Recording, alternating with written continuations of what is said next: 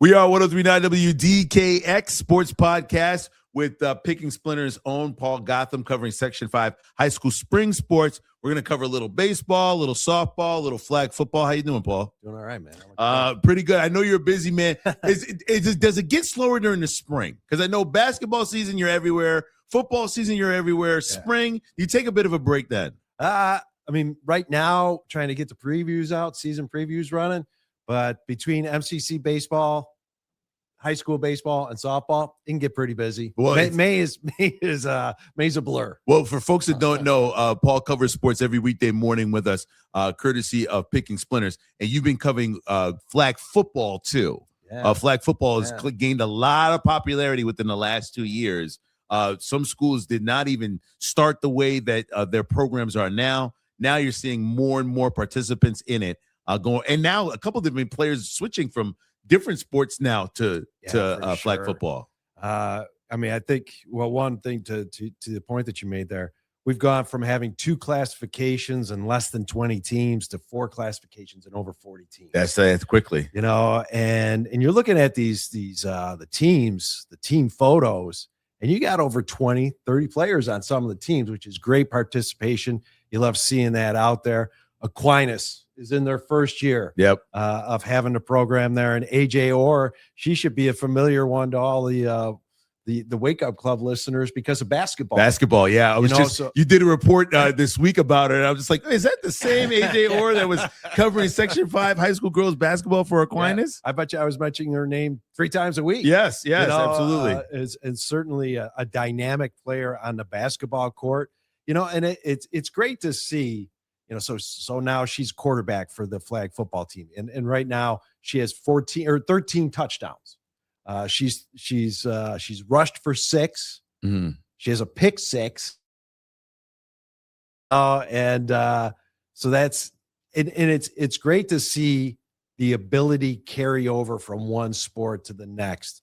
Certainly on the basketball court, she was a kid that could defend the other team's point guard, defend their best shooter, or go into post and cover the big player. Yeah. So she's really a dynamic player. That Aquinas girls basketball team went to 2 state championships, 2 years in a row. She was also AJ was the MVP on the Section 5 team that won the Basketball Coaches Association of New York, their Summer Hoops Fest last year. She was the MVP on that team. So she's a kid who's had a lot of experience. Yeah.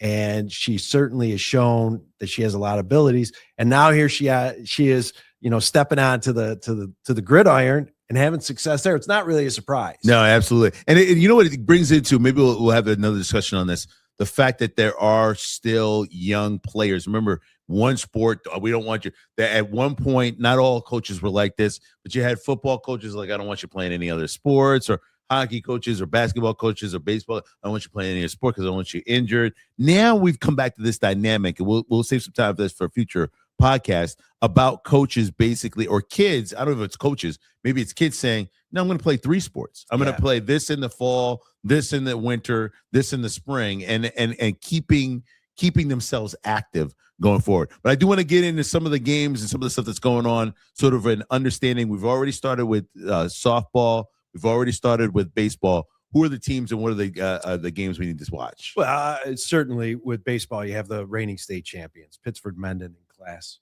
AA or Class AA2.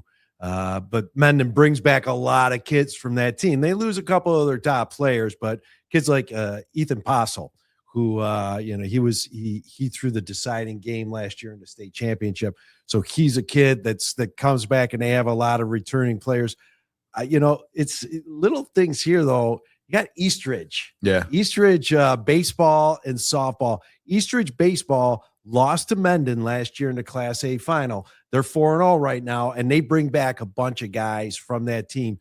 They're in AA2. That AA2 is going to be a tough one this year with Churchville Chili's in there, Irondequoit's in there, so it's going to be a rough ride. But it's good to see Chris Taylor and that group, the Lancers, having some success. Same thing with Eastridge softball. They're off to a 4-0 start as well. Jocelyn Siembor and a bunch of players over there. A bunch of returners on that team as well.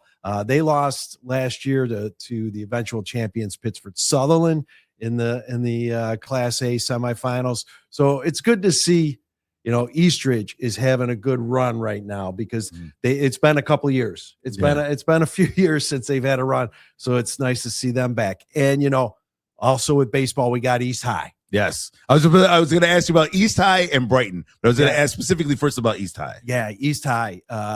Looking to become the first city team since Jefferson in 1979 to win a sectional title. They're 5-1. They went down. They won the Lumberyard Classic down in Cortland there a couple weeks ago. Those are big wins. I mean, they had a little bit of a hiccup. They lost to Irondequoit, but they've beaten Athena. They got a good schedule ahead of them. They're going to be well tested by the time they get to sectionals. So East, what they've done is they've taken an abbreviated schedule from the RCAC. So they're not playing. So in the RCAC, everybody plays each other twice. They're only playing the RCAC teams once, so that they can open up their schedule to play teams like Webster Thomas, to play teams like Pittsford Mendon, to play like they did already against Athena, go down to that Lumberyard Classic, and gets themselves well tested before they head into sectionals. So that'll be a good run for them. Kyle Crandall's been there for over 20 years, and it's good because they got Mitchell Nieves as a returning RCAC player of the year.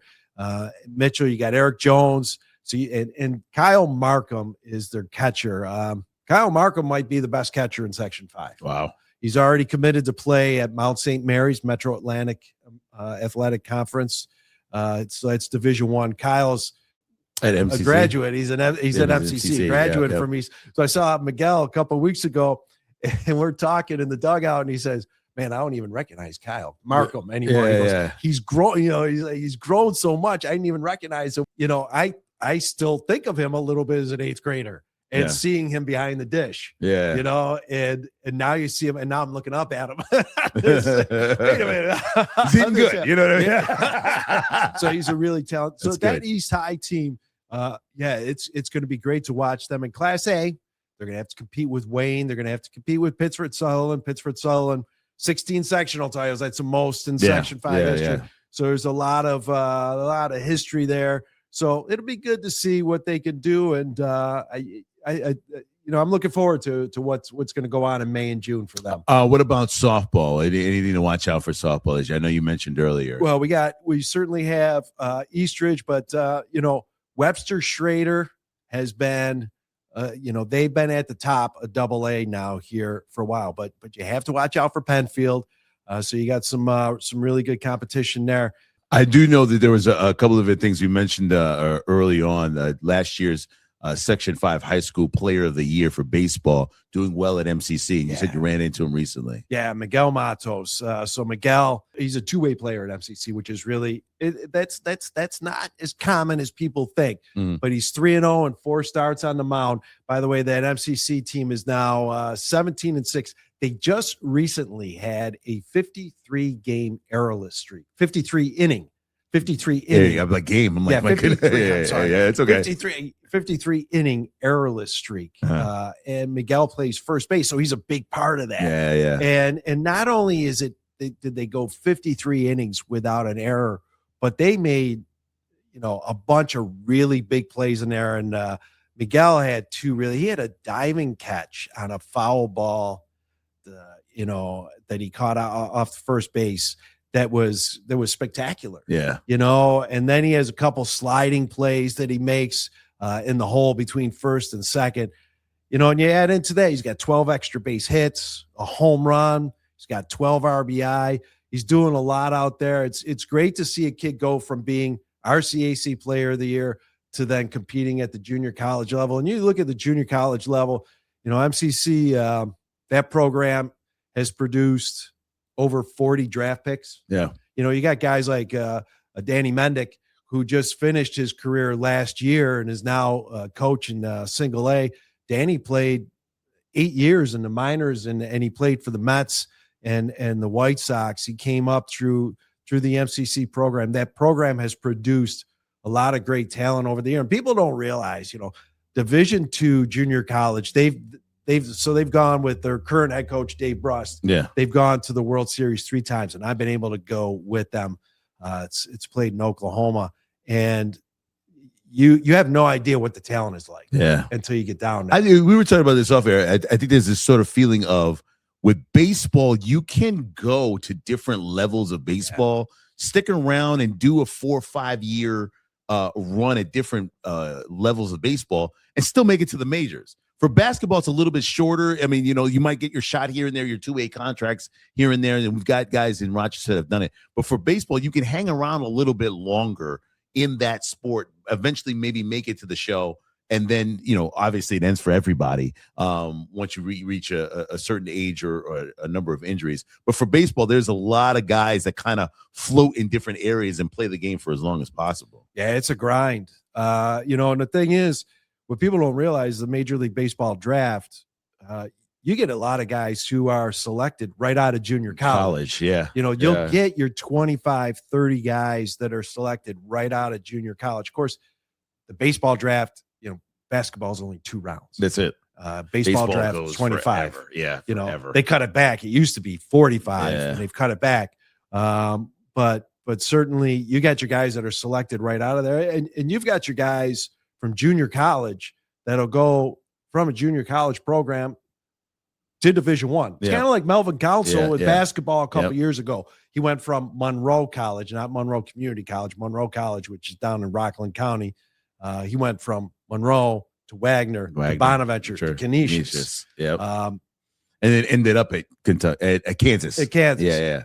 And he's, now I'm kind of getting off of the path here, but his road, his journey that Melvin took was really cool. I mean, he became the all-time leading scorer at Monroe College. Yep. And then he takes Wagner. He's the best player on that Wagner team, takes him to their first NCAA tournament. I remember watching him in the tournament that year. And then I think we called him between the games and got him on the air. And then, so I got to reach out to him because the draft's coming up soon. And he just came away with some honors too. He was named, the Kansas Jayhawks gave him the Danny Manning Award, which is the Mr. Jayhawk award for their program, which says a lot about him. Anybody who knows Melvin, he's got a great personality. Yes, very much. He's happy-go-lucky. They did a great piece on him on CBS too for March Madness with him and Ace. I got to ask him about the dog Ace. That's his new dog. So going for it, but just a great personality. We had him in, very humble kid. Known his father, played years for the Razor Sharks when I was calling the games. So that's how old we were getting, Paul. We're getting to a point where we're seeing guys. Hey, come on, we use the concrete games. Either way, you got to check out Picking Splinters, pickingsplinters.com for all the coverage. You cover it all from high school football, baseball, softball. Obviously, we're in that right now. Flag football. Amric should cover. RIT you cover. All types of different things at pickingsplinters.com. We'll talk next time. Thank you for the time, Mr. Paul. Appreciate it. Happy to be here, man. We are 103.9 WDKX.